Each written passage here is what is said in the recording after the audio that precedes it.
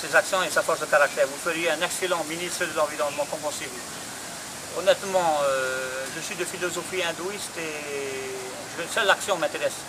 Et je serais peut-être ministre dans une autre galaxie, dans un autre temps, en l'an 3010 peut-être, mais pour le moment ça ne m'intéresse pas. Vos doléances sont exposées souvent de façon confuse. Est-ce que vous ne gagneriez pas en crédibilité si vous étiez un peu plus clair? C'est vrai que j'ai tendance à, lorsque je m'exprime, à mélanger les sujets parce qu'en fin de compte, lorsque je parle en même temps, mes pensées dépassent mes propos. Et comme j'ai plusieurs pensées qui arrivent en même temps, je pense à l'écologie, je pense à autre chose, aux ovnis, tout ça, ça fait que il y a une confusion dans mes... Parce que je m'intéresse à plusieurs sujets en même temps. C'est dû un peu à ma... C'est un grand défaut de ma personnalité. Oui, j'en ai entendu parler, mais des femmes aussi, même une gendarmette de phare, une fois je suis allé là-bas pour déposer une plainte. Elle m'a dit qu'elle était une de mes enfants, et puis bon, c'est très bien, mais mon but c'est pas en fin de compte d'avoir 10 000 francs. J'ai un travail à faire, j'agis c'est tout pour l'action. Je ne cherche pas à avoir 10 000 francs ou 20 000 francs, le but n'est pas là, le but c'est simplement de faire des actions et d'entraîner avec moi des gens pour que ces gens-là puissent aussi créer des comités de riverains, des associations pour agir, pour améliorer la qualité de la vie, l'environnement, l'écologie, la police française, c'est tout. Les fonds, je les remercie d'être mes fonds, mais mes fans, je ne sais pas comment on dit ça, mais ma motivation profonde n'est pas du tout d'avoir 10 000 fans et tout ça. Ma motivation, c'est je suis comme un vaisseau qui file à toute vitesse dans l'univers, c'est tout. Y a-t-il un suivi de votre part sur les différentes affaires environnementales que vous dénoncez? Ça, c'est une très bonne question. Effectivement, il y a des fois où, quelques mois après certaines de mes actions, de mes plaintes, je rappelle à la direction de l'environnement, au conseil technique, ou bien alors chez le procureur. J'appelle souvent les agents des services, là où je suis allé déposer des plaintes, pour dire, bon alors, est-ce qu'il y a une conclusion de mes plaintes? Et souvent, ben, les services ne nous apportent pas de plainte, de conclusion de nos plaintes. Alors il faut leur rappeler. Bien alors il faut dénoncer ça. Alors normalement il y a la CADA, c'est un organisme qui normalement qui fait que lorsque l'administration n'a pas répondu pendant 3 mois, il veut ça, tu peux t'adresser à elle. Mais je crois qu'en fin de compte, il y a de la part des ministères la main mise sur les services du territoire. Les agents des services du territoire en fin de compte n'arrivent pas à agir de façon neutre parce qu'en fin de compte ils sont ils sont inféodés par les ministères, c'est le terme que j'aime bien, inféodés. Les ministères, en fin de compte, font pression dessus. Il y a beaucoup de plaintes, en fin de compte, qui sont étouffées, qui n'arrivent jamais, qui ne sont pas instruites. Et je dénonce beaucoup cette situation depuis des années où je dépose des plaintes partout. Ouvrir.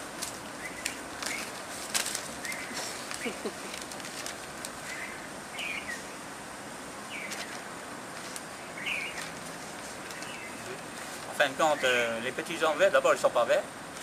Et en fin de compte, il y en a partout, parce que de toute façon, une civilisation extraterrestre s'est installée sur la Terre, enfin plusieurs civilisations. Ils venaient de certaines planètes de notre système, mais ils sont installés en Mésopotamie pour certaines races. Et ils ont... pardon. Ils ont... Pardon. Et en fin de compte,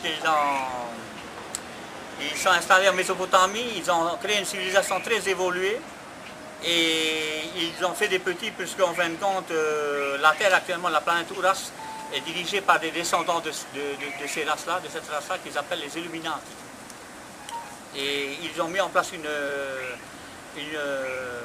langue codée, appelée langue matrice, avec laquelle les anges rebelles, enfin appelés les anges rebelles, les races extraterrestres, ont arrivé à communiquer avec tous les peuples de la Terre. On retrouve dans toutes les langues de la Terre, les racines de cette langue appelée langue matrice. Et soit nous les hommes, on va en prendre un coup sur la gueule, c'est qu'en fin de compte, cette langue-là, elle était parlée par les femmes. La langue Emetsa. Et nous, les hommes parlaient la langue Emelita. En fin de compte, on a toujours su que les hommes étaient supérieurs aux femmes. Et en fin de compte, ils ont infiltrer les humains à un niveau supérieur et ils font en sorte que nous, en fin de compte, nous sommes que leur garde-manger. Parce que cette planète, il y a de l'abondance sur cette planète. Mais comme ils contrôlent tout, ils font en sorte de faire peur à tout le monde et que les gens, en fin de compte, puissent être sous leur contrôle. Et c'est très gros, mais ouais, en fin de compte, c'est des êtres, certains nous le semblent tout à fait, hein, ils ont juste un petit problème de voix monocorde. Mais il y en a, ça date depuis des milliers d'années. Hein, et il y a un passage très précis dans la Bible d'ailleurs où Moïse monte sur le mont Sinaï, où il rencontre la gloire de Dieu. En fin de compte, il a rencontré un vaisseau spatial mer qui faisait des centaines de mètres de diamètre. Et on a interdit au peuple de s'approcher parce que c'était un vaisseau à énergie nucléaire. Et les gens qui dépassaient les limites, ils devaient être tués en mouvement. Et en fin de compte, Moïse a rencontré des êtres d'une planète extérieure qui, en fin de compte, ont codifié les lois pour essayer de les sortir de leur état de bétail, de leur état de mouton. Parce que, comme je dis, dans la langue sumérienne, on appelle le peuple des humains le peuple d'encorné. Même c'est même pire qu'encorné. Et voilà. Guy Jacquet, administré de Haroué, qui souvent fait des commentaires positifs sur ce que fait la commune, et puis de temps en temps, quand il a des sautes d'humeur, il secoue un petit peu le cocotier et lance quelques critiques. Non, la question en fait que j'aurais souhaité poser à Guy, on se connaît bien, hein, Guy et moi, c'est lui demander quel est véritablement son objectif.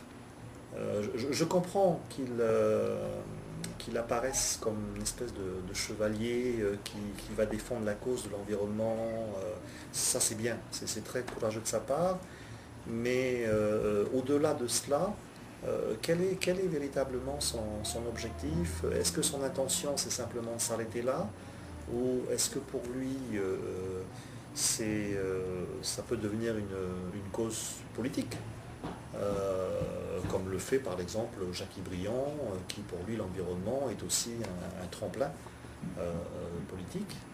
C'est de ça que j'ai du mal à percevoir chez Guy. Je sais que ça intrigue beaucoup de monde. C'est qu'en fin de compte, comment se fait-il que je ne rejoigne pas les rangs?